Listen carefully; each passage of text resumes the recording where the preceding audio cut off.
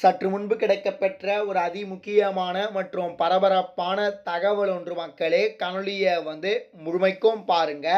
தேர்தல் ரூட்டை மாற்றிய தாவேகா அரசியலில் பெரும் திருப்பம், பரபரப்பான தகவல்.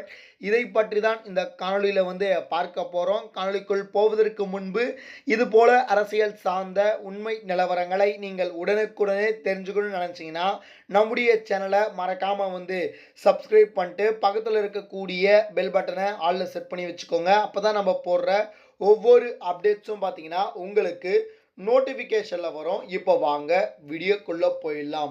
அதாவது தமிழகத்தை பொறுத்த வரைக்கும் 2026க்கான சட்டமன்ற தேர்தல் வருவதற்கு இன்னும் ஒரு சில நாட்களே இருக்கக்கூடிய சூழ்நிலை.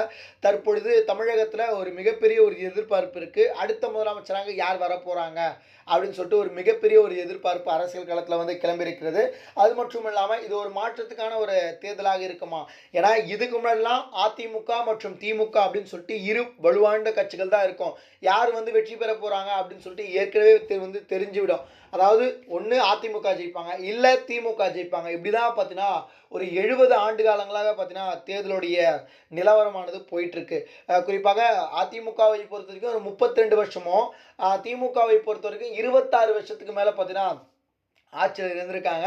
இது வரைக்கும் மாறி மாறி இவங்க தான் இருந்திருக்காங்க. திராவிட கட்சிகள் தான் மாறி மாறி இருந்திருக்காங்க. இது வரைக்கும் மக்களுக்கு என்ன செஞ்சுருக்காங்க அப்படின்னு சொல்லிட்டு பாருங்கள்.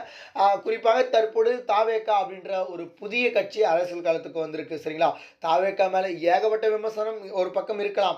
அவர் 234 தொகுதியிலும் வேட்பாளரை அறிவிக்க மாட்டார் அப்படின்னு சொல்லிட்டு விமர்சனம் இருந்துச்சு. ஆனால் இப்போ 234 தொகுதியிலும் வேட்பாளரை நிறுத்தியிருக்கிறாரு. அது மட்டும் இல்லாமல் தேர்தல் வாக்குறுதிகளும் மக்களுக்கு ஏற்ற வாக்குறுதிகளாகும், பெண்களுக்கு பாதுகாப்பு கொடுக்கக்கூடிய திட்டங்களாக பார்த்தீங்கன்னா விஜய் அவர்கள் அறிவிச்சிருக்காரு. தேர்தலை ஜெயிக்க முடியுமா அப்படின்னு சொல்லிட்டு கேட்டிங்கன்னா, ஜெயிக்க முடிவதற்கான வாய்ப்பு இல்லைனாலும் மிகப்பெரிய ஒரு தாக்கத்தை விஜய் அவர்கள் உண்டாக்குவதற்கான அதிகபட்சமான வாய்ப்புகளுக்கு இருக்குது. குறிப்பாக தேர்தல் ரூட்டையே பார்த்தீங்கன்னா அவர் கண்டிப்பாக மாற்றுவார். தாவேகா அப்படின்ற ஒரு கட்சி மாற்றுவதற்கான வாய்ப்புகள் இருக்குது. இது அரசியலில் மிகப்பெரிய ஒரு தாக்கத்தை உண்டாக்குவதற்கான வாய்ப்புகள் அதிகமாக இருக்குது. இவர் அதாவது அதிமுகவை பொறுத்த வரைக்கும் ஒரு 10 கட்சிகளுக்கு மேல் கூட்டணி அமைச்சிருக்காங்க. திமுகவை பொறுத்த வரைக்கும் பார்த்தீங்கன்னா ஒரு 18 கட்சிகளுக்கு மேல் கூட்டணி இருக்கக்கூடிய சூழ்நிலை. நாம் தமிழர் தனித்து போட்டியிடுவதாக பார்த்தீங்கன்னா முடிவெடுத்திருக்காங்க. தாவேகாவும் ஏறத்தாழ தனித்து போட்டியிட போகிறாங்க. ஆனால் தாவேகா இப்போவே பார்த்தீங்கன்னா தேர்தல் சர்வேல பார்த்தீங்கன்னா 18 to 20% வந்திருப்பது மிகப்பெரிய ஒரு அதிர்ச்சியாக இருக்குது. ஆனால் கட்சி தொடங்கி 2 வருஷம் நிறைவடைந்து இருக்கக்கூடிய சூழ்நிலை, கிட்டத்தட்ட 3 வருஷம் தான் இருக்கும்.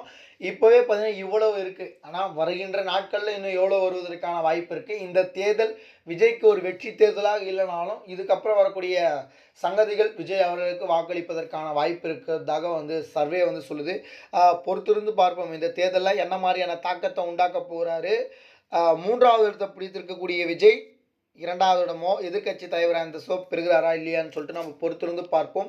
இது போல சுவாரஸ்யமான அரசியல் உண்மை நிலவரங்களை நீங்கள் உடனுக்குடனே தெரிஞ்சுக்கணும்னு நினச்சிங்கன்னா நம்முடைய சேனலை மறக்காமல் சப்ஸ்கிரைப் பண்ணி வச்சுக்கோங்க. நன்றி. அடுத்தடுத்த வீடியோவில் சந்திப்போம். நன்றி, வணக்கம் மக்களே.